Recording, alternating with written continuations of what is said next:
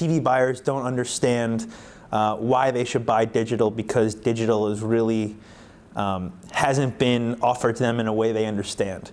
TV is mostly traded in how many people you can reach of a certain type of audience, and that audience can be a gross ratings point or it can be a target ratings point, but at the end of the day it really is a very broad definition of your audience, versus in digital, you can target your ad to the 30-year-old people over a certain household income who have gone to a quick serve restaurant in the past 2 weeks, right? So you can get that very niche audience.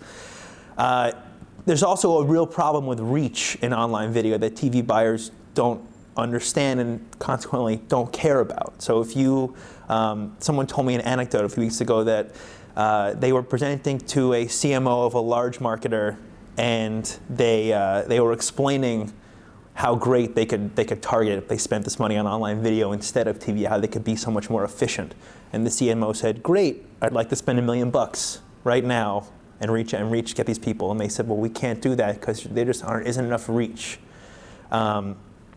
TV, if you in 1 hour you can spend $1 million. In online video, to spend that kind of money, it would take you weeks and weeks to reach all those different people. So there's a problem with there isn't enough labor on the TV buying side to actually deal with all these different ways of buying, right? TV buyers want to one click, they want to spend a ton of money, they're used to the upfronts, they want to buy all this at scale. And that really isn't existing right now in online video. We are seeing that come into play. I think, the big online video companies like Yahoo, AOL, Google, the networks like Tremor and Yumi and Adapt TV, they're starting to say, hey, if we want to be part of the conversation, let's start to use GRPs as that bridge. Let's put our inventory in terms that a TV buyer can understand.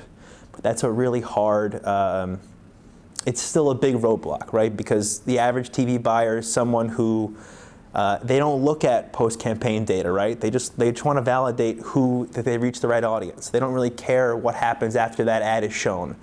They're used to spending the bulk of their money, right, in those first 2 weeks in the upfronts, and then that's it, right? Optimizing a campaign to them, this is a whole new idea. So it's going to take probably some more time, education. It's going to take probably a few big marketers who sort of understand how this all needs to work together to say, hey, let's stop buying in silos and let's look at everything holistically.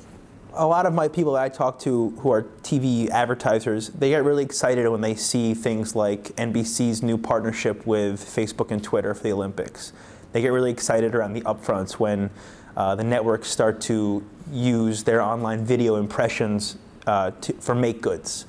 So it's happening in small pockets, but it's not really, there's still all these problems. I will say things like Nielsen and ComScore's efforts to make a single cross-platform metric, Nielsen's online campaign ratings, their cross-platform campaign ratings, ComScore's viewable GRP, and these are great steps towards elevating digital and digital video to the level of TV so that a marketer or a media planner can look at everything on one level.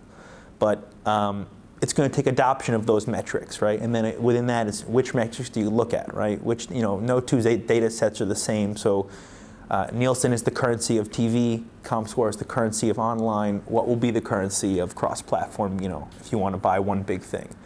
Is it going to be the responsibility of the media sellers like the NBCs and CBSs of the world to provide their own metrics?